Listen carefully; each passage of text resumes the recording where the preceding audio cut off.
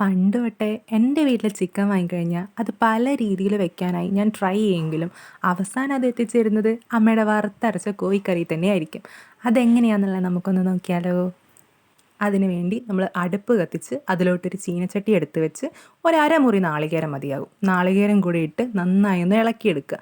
ആവശ്യത്തിന് വെളിച്ചെണ്ണയും കൂടി ഒഴിച്ച് നന്നായി ഇളക്കി യോജിപ്പിച്ച് അതിലോട്ടൊരു 4-5 ചെറിയുള്ളിയും ഒരു പിടി കുരുമുളകും പിന്നെ ഒരു ചെറിയ പിടി നല്ല ജീരകവും കൂടെ ചേർത്ത് നന്നായി മിക്സ് ചെയ്ത് ഇതുപോലെ നല്ല ചുവന്ന കളറിൽ വരണം. ഇനി അതിലേക്ക് വേണ്ട നമ്മുടെ തക്കാളി, ഉള്ളി, പച്ചമുളക് ഇത്രയും സാധനങ്ങൾ നന്നായി കട്ട് ചെയ്തെടുത്ത് ചിക്കൻ നമ്മളൊരു പാത്രത്തിലോട്ട് തട്ടി അതിലേക്ക് നമ്മൾ ഈ മുറിച്ച് വെച്ചിരിക്കുന്ന തക്കാളി, ഉള്ളി, പച്ചമുളക് ഇതെല്ലാം കൂടി ഇട്ട് കൂടാതെ നമ്മൾ ഇടിച്ച് വെച്ചിരിക്കുന്ന ഇഞ്ചി വെളുത്തുള്ളി പേസ്റ്റും കൂടി ഇട്ട് ഉപ്പ്, മഞ്ഞൾപ്പൊടി, മുളക് പൊടി ഇതും കൂടി ഇട്ട് നന്നായി ഒന്ന് കൈ വെച്ച് മിക്സ് ചെയ്തെടുക്കണം.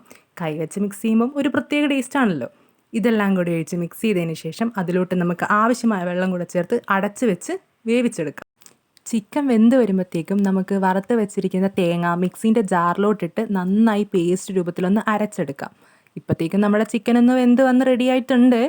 ഇനി നമുക്ക് വേറൊരു ചീനച്ചട്ടി വെച്ച് അതിലോട്ട് ഒരു 6 ടേബിൾ സ്പൂണോളം മല്ലിപ്പൊടിയും കൂടെ ഇട്ട് അത് നന്നായി വറുത്ത് അതിൻ്റെ പച്ചക്കൊത്തൊക്കെ മാറി ഒന്ന് കളറ് മാറി വരുമ്പോഴത്തേക്കും നമ്മൾ ഈ വെന്ത് വന്ന ചിക്കനിലോട്ട് അത് ചേർത്ത് നന്നായി ഒന്ന് ഇളക്കി യോജിപ്പിച്ചതിന് ശേഷം ഒരു 2 തണ്ട് കറിവേപ്പിലയും കൂടി ഇട്ട് നമ്മൾ അടിച്ച് വെച്ചിരിക്കുന്ന തേങ്ങാ മിക്സും കൂടി ഇതിലോട്ടൊഴിച്ച് അതിൽ ആവശ്യത്തിന് വെള്ളവും കൂടി ഒഴിച്ച് അതൊന്ന് തിളച്ച് വരുമ്പോഴത്തേക്കും നമുക്ക് ആവശ്യമായ ഉപ്പ് എത്രയാണോ അതും കൂടി ഇട്ട് കൊടുക്കാം. കൂടാതെ 2 ടേബിൾ സ്പൂണോളം ചിക്കൻ മസാലയും ഒരു 1/2 ടീസ്പൂൺ ഗരം മസാലയും കൂടി ഇട്ട് നന്നായി ഒന്ന് തിളപ്പിച്ചെടുക്കാം.